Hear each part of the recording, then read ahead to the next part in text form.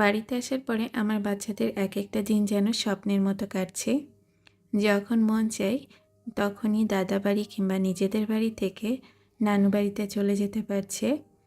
তো আজকেও ঠিক তেমন একটা দিন ছিল। আজকে ওদেরকে নিয়ে ওদের নানু বাড়িতে যাচ্ছিলাম আমরা। তো এই ভিডিওটা করা ছিল যাওয়ার সময়ে। তো এই যে আমরা বাড়ি থেকে বের হয়ে তারপরে অটোতে করে ওদের নানু বাড়িতে চলে এসেছি। মাঝখানের রাস্তাটা আর ভিডিও করা হয়নি। তো এখানে আসার পরে আম্মু ব্যস্ত হয়ে গেল আম্মুর নতুন চুলায় আমাদেরকে পিঠা খাওয়ানোর জন্য। তো এখানে আম্মু মাটির চুলাটা জ্বালছিল। চুলাটা একটু ভিজে থাকার কারণে প্রথমে তো জ্বলতে চাচ্ছিল না। আর ঈশানীশা খুব মনোযোগ দিয়ে ওদের বুবুর এই চুলা জ্বালানো দেখছিল, কারণ মাটির চুলা জ্বালানো ওরা এই প্রথম দেখছে খুব কাছ থেকে।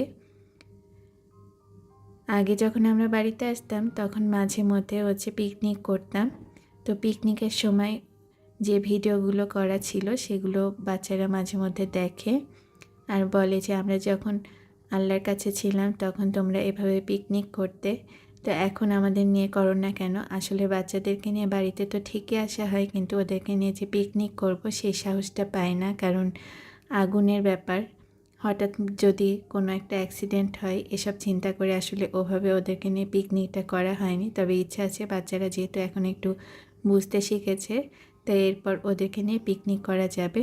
তা আম্মু যে পিঠা তৈরি করেছিল সেগুলো তো খেয়েছি। তারপরই বাসায় চলে এসেছি। আমাদের বাসায় আসার সময় একটা বাজার বসে এখানে, যেখানে সব ফ্রেশ মাছ পাওয়া যায়। তো আজকেও ওই বাজার থেকে আমরা আসার সময় মাছ কিনে নিয়ে এসেছি। আর বাসায় আনার পরে এই যে মাছগুলো পরিষ্কার করছিলাম। আমি যে সিস্টেমে মাছগুলো পরিষ্কার করছি এই সিস্টেমে মাছগুলো পরিষ্কার করতে একদমই কম সময় লাগে। জাস্ট এভাবে চালনিতে একটু ঘষে নিলেই দেখবেন মাছগুলো খুব সুন্দরভাবে আঁশ উঠে যাচ্ছে আর মাছগুলো একদম ক্লিন হয়ে যাচ্ছে। তো একটু সময় নিয়ে জাস্ট আমি চালনিটা এভাবে করে একটু ডুলিয়ে নিয়েছি, আর কিন্তু তেমন কোনো কষ্ট করতে হচ্ছে না। আর এটা যদি বাঁশের চালনি হতো তাহলে আঁশগুলো আরও তাড়াতাড়ি উঠে যেত। এটা প্লাস্টিকের চালনি হওয়াতে কিছুটা সময় বেশি লেগেছে, তারপরও মোটামুটি কাজ চালিয়ে নেওয়া যাচ্ছে। বাঁশের চালনি তো আমার আগে থেকেই ছিল, তবে এই যে বাসা চেঞ্জ, জায়গা চেঞ্জ, সব কিছু মিলে জিনিসপত্র একটু এলোমেলো হয়ে গেছে। তো এখনও বাঁশের চালনিটা কোথায় রেখেছি খুঁজে পাচ্ছি না। সম্ভবত বাসার ছাদেই আছে। তো বাসার ছাদে কয়েকদিন আর যাওয়া হয়নি, তো সেজন্য আর নিয়ে আসা হয়নি। যে লোকজন দিয়ে আমরা সেগুলো তুলেছিলাম বাসায়, যারা আমাদের জিনিসপত্র বয়ে নিয়ে এসেছিল, তাদেরকে দিয়েই সব কিছু রাখা হয়েছে। কিন্তু কোনটা কোন জায়গায়, বিশেষ দরকারি জিনিসগুলো তো আমাদের গোছানো হয়ে গেছে, আর যেগুলো একটু কম দরকারি ছিল সেগুলো এখনও ঠিক মতো জায়গা মতো রাখা হয়নি। আর এদিকে কেচি দিয়ে আমি মাছের পেটগুলো পরিষ্কার করে নিয়েছি। আমার কাছে মনে হয় এই সিস্টেমের মাছগুলো পরিষ্কার করলে খুব দ্রুত হয়ে যায়। আপনারা এই সিস্টেমের ছোট মাছগুলো, বিশেষ করে আঁশওয়ালা ছোট মাছগুলো কেটে নিতে পারেন, এতে সময়টা অনেকটা বেঁচে যায়। এভাবে করে যে কোনো ছোট মাছ কাটতে আমার দেখা যায় অর্ধেক সময় লাগে। যে সময়টা দিয়ে বটিতে আমি মাছগুলো একটা একটা করে কেটে নিতাম তার থেকে অনেক কম সময় লাগে।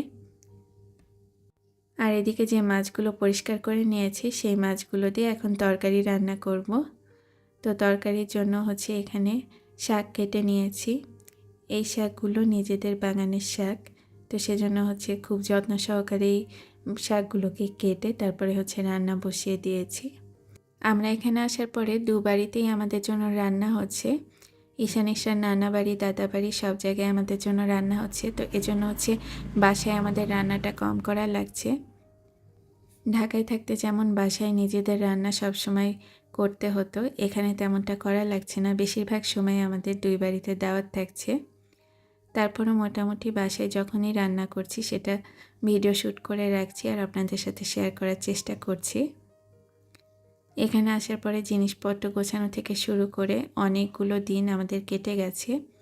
এখনও বলতে গেলে পুরোপুরি গোছানো হয়নি, কারণ এত বছরের গোছানো সংসার হঠাৎ করে সব কিছু এলোমেলো করা হয়েছে।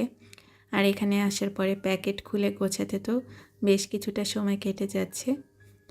তো এই যে শাকগুলো যখন আধা সিদ্ধ মতো হয়ে গেছে সেই পর্যায়ে আমি এর মধ্যে মাছ দিয়ে দিয়েছি। যেহেতু পালং শাক ছিল তাই সিদ্ধ হতেও খুব বেশি সময় লাগছে না। মাছগুলো দেওয়ার পরে আবারও ঢেকে দিয়েছি 5 থেকে 7 মিনিটের জন্য। আর মাছ দেওয়ার আগে মাছে কিন্তু সব ধরনের মশলা মাখিয়ে রেখেছিলাম।